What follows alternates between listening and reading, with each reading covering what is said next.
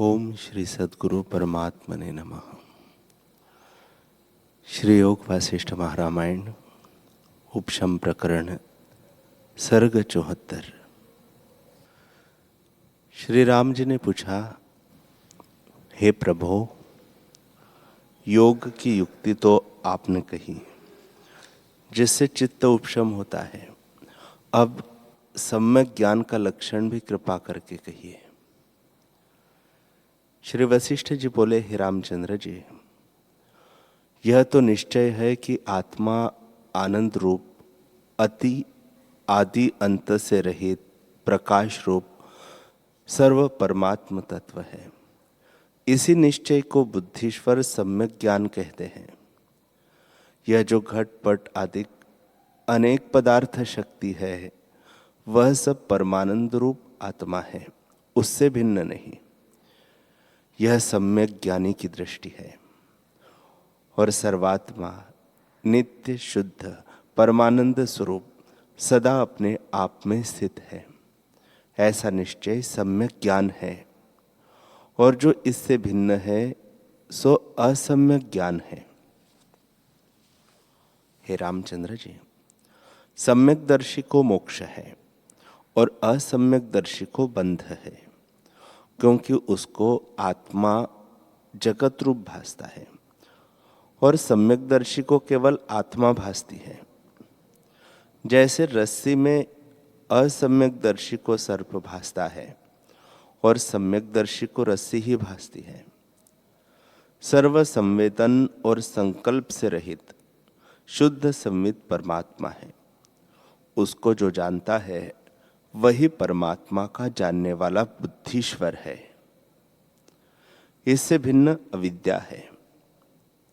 हे रामचंद्र जी, आत्म तत्व सदा अपने आप में स्थित है, उसमें द्वैत खलना कोई नहीं। ऐसा जो यथार्थ दर्शी है वही सम्यक दर्शी है। सर्व आत्मा पूर्ण है, उसमें भाव अभाव बंध मोक्ष कोई नहीं, और न एक है न द्वैत है। ब्रह्मा ही अपने आप में स्थित है। जो सब चिदाकाश है तो बंध किसे कहिए और मोक्ष कौन हो। ऐसा जिसे ज्ञान है उसको काष्ठ पाषाण ब्रह्मा से चीटी पर्यंत संभासता है। अल्प मात्र भी भेद नहीं भासता तो वह कल्पना के सम्मुख कैसे हो। हे रामचंद्र जी, वस्तु के आदि अंत अन्वय व्यतिरेक करके आत्मा सिद्ध होता है। अर्थात पदार्थ है तो भी आत्मसत्ता से सिद्ध होता है, और जो पदार्थ का अभाव है तो भी आत्मसत्ता शेष रहती है। तुम उसी के परायण हो रहो।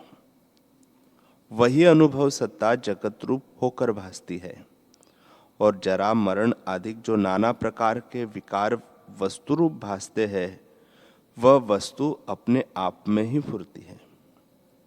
जैसे जल में द्रवता से नाना प्रकार के तरंग बुदबुदे होते हैं, सो वे जल रूप है, कुछ भिन्न नहीं। तैसे ही चित्त के फुरने से जो नाना प्रकार के पदार्थ भासते हैं, सो आत्मरूप है। आत्म तत्व ही अपने आप में स्थित है। जब उसमें स्थित होता है तब फिर दीन नहीं होता। जो पुरुष दृढ़ विचारवान है वह भोगों से चलायमान नहीं होता। जैसे मंद पवन से सुमेरु पर्वत चलायमान नहीं होता, और जो अज्ञानी है और विचार से रहित मूढ़ है उसको भोग ग्रास कर लेते हैं। जैसे जल से रहित मछली को बगुला खा लेता है। जिसको सर्व आत्मा भासता है वह सम्यक दर्शी पुरुष कहता है, वही मुक्त रूप है।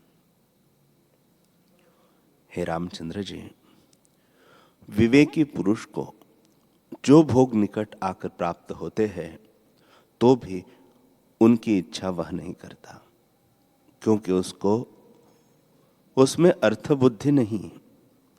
जैसे चित्र की लिखी हुई सुंदर कमलिनी के निकट भंवरा अन्न प्राप्त होता है तो भी उसकी इच्छा नहीं करता। हे राघव, सुख दुख की प्राप्ति और निवृत्ति में इच्छा तब तक होती है जब तक देह अभिमान होता है। जब देह अभिमान निवृत्त हुआ तब कुछ इच्छा नहीं होती। हे रामचंद्र जी, ममता करके दुख होता है। जब रूप को नेत्र देखता है तब उसको इष्ट मानकर प्रसन्न होता है और अनिष्ट मानकर द्वेष करता है। जैसे बैल भारवाहक की चेष्टा करता है, उसको लाभ और हानि कुछ नहीं, और जिसको उसमें ममत्व होता है वह लाभ हानि का हर्ष शोक करता है। तैसे ही ममत्व से जीव इंद्रियों के विषयों में हर्ष शोक होता है, हर्ष शोकवान होता है। जैसे गर्दभ कीचड़ में डूबे और राजा शोक करे कि मेरे नगर का गर्दभ डूबा है, तैसे ही ममत्व करके इंद्रियों के विषयों में जो दुख पाता है। नहीं तो गर्दभ कीचड़ में डूबे तो राजा का क्या नष्ट होता है। हे रामचंद्र जी, यह इंद्रिया तो अपने विषयों को ग्रहण करती है और इनमें जीव तपायमान होता है, सो ही आश्चर्य है। जिन विषयों की जीव चेष्टा और इच्छा करते हैं सो क्षण में नष्ट हो जाते हैं। हे रामचंद्र जी, जो मार्ग में किसी के साथ स्नेह होता है तो ममत्व और प्यार से दुख होता है। जो देह में ममत्व करेगा उसको दुख क्यों न होगा।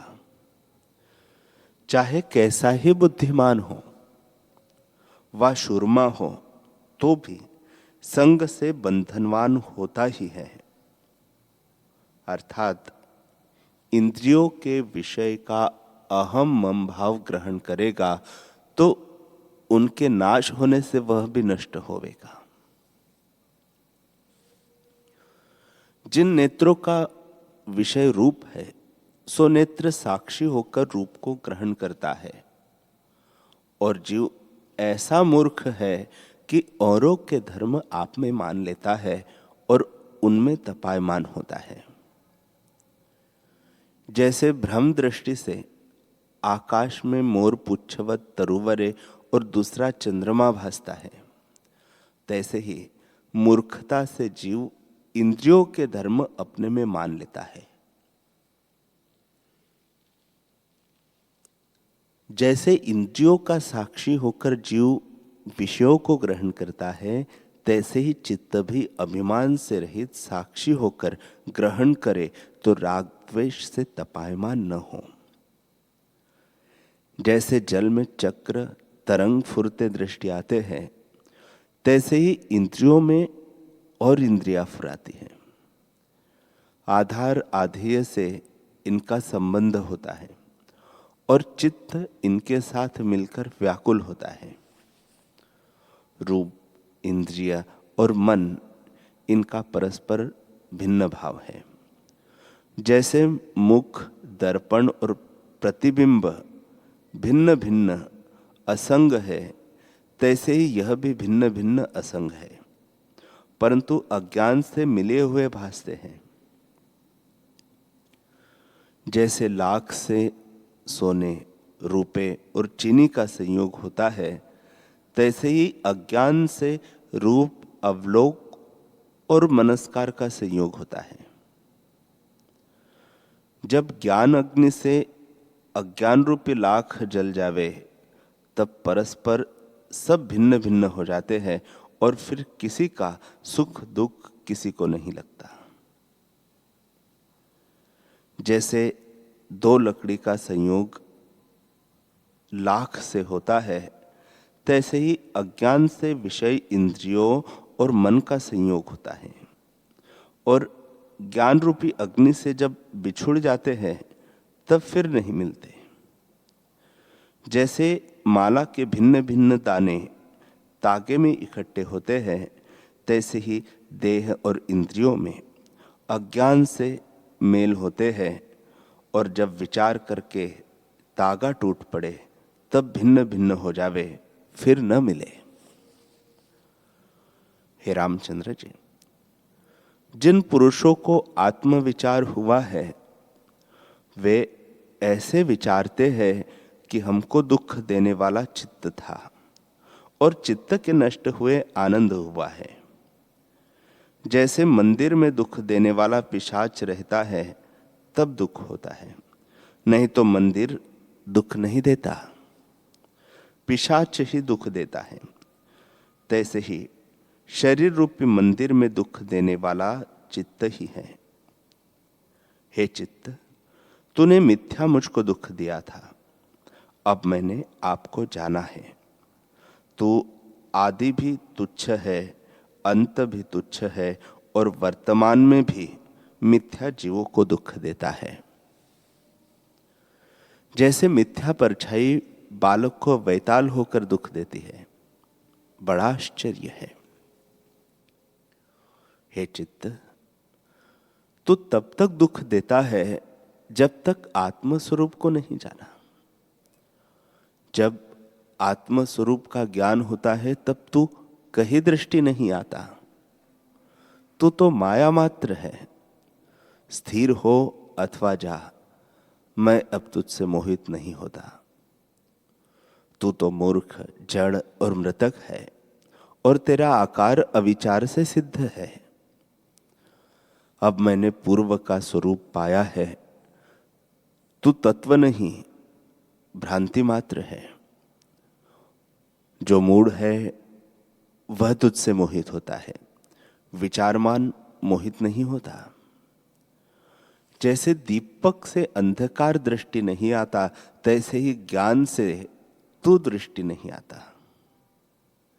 हे मूर्ख चित्त, तू बहुत काल इस देह रूपी ग्रह में रहा है और तू वैताल रूप है। जैसे अपवित्र और श्मशान आदि स्थानों में वैताल रहता है, तैसे ही सत्संग से रहित देह रूपी ग्रह श्मशान के समान सदा अपवित्र है। वहां तेरे रहने का स्थान है। जहां संतों का निवास होता है वहां तुझ सरीखे ठौर नहीं पाते। सो अब मेरे हृदय रूपी ग्रह में सत्विचार, संतोष आदि संतजन आस्थित हुए हैं। तेरे बसने का यह ठौर नहीं है। हे चित्त रूप पिशाच, तू पूर्व रूपी तृष्णा, पिशाचिनी और काम क्रोध आदि गुह्यक अपने साथ लेकर चिर पर्यंत विचरा है। अब विवेक रूपी मंत्र से मैंने तुझको निकाला है, तब कल्याण हुआ। हे चित्त, पिशाच रूप तू प्रमाद रूपी मद्य पान कर मत्त हुआ था और चिर पर्यंत नृत्य करता था। अब मैंने विवेक रूपी मंत्र से तुझको निकाला है, तब देह रूपी कंदरा मेरी शुद्ध हुई है और शुद्ध भाव पुरुषों में निवास किया है। हे चित्त, मैंने तुझको विवेक रूपी मंत्र द्वारा वश किया है। अब तेरा क्या पराक्रम है। तब तक दुख देता था जब तक विचार रूपी मंत्र न पाया था। अब तेरा बल कुछ नहीं चलता। अब मैं महाकेवल भाव में स्थित हूं। आगे भी मैं तुझको जगाता था। आपसे ही तू सब रूप है।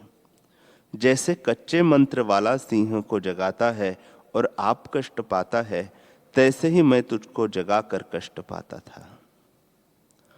अब मैंने आत्मविचार से परिपक्व मंत्र से तुझे वश किया है, तब शांतिमान हुआ हूं। अब ममता और मान मेरे कुछ नहीं रहे।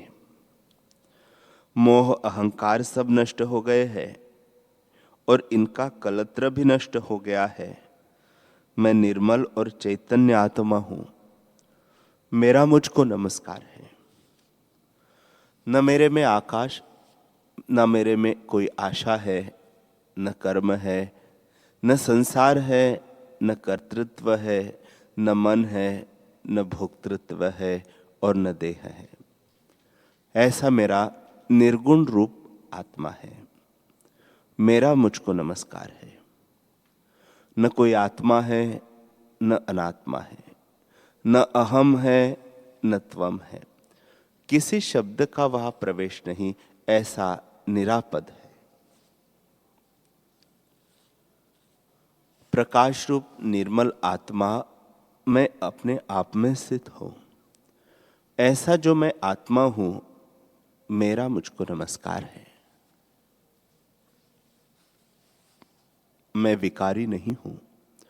मैं तो नित्य हूं, निराश हूं, सर्व कार्यों में अनुस्यूत हूं, अंशांशी भाव से रहित हूं। ऐसा सर्वात्मा जो मैं हूं, सो मेरा मुझको नमस्कार है। मैं सम, सर्वगत, सूक्ष्म और अपने स्वभाव में स्थित हूं और पृथ्वी, पर्वत, आकाश आदि जगत में नहीं और मैं ही सब पदार्थ होकर भासता हूं। ऐसा मैं सर्वात्मा हूं। अब मैं सर्व भाव को प्राप्त हुआ हूं और मनन भाव मुझको दूर हुआ है। मेरे प्रकाश से विश्व भासता है। मैं अजर, अमर और अनंत हूं और गुणातीत अद्वैत हूं। मनन जिससे दूर हुआ है, ऐसा जो मैं सुंदर रूप हूं, जिससे विश्व प्रकट है और स्वरूप से अविनाशी हूं, उस अनंत, अजर, अमर, गुणातीत ईश्वर रूप को मेरा नमस्कार है।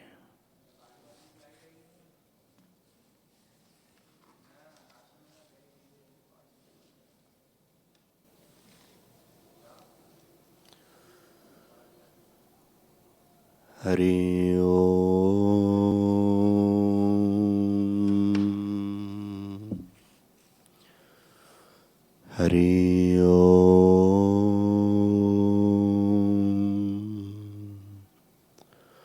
ओम सहना भवतु, सहनौ भुनक्तु, सह वीर्यं करवावहै, तेजस्विनावधीतमस्तु मा विद्विषावहै। ओम शांति शांति शांति। श्री सद्गुरुदेव भगवान की जय।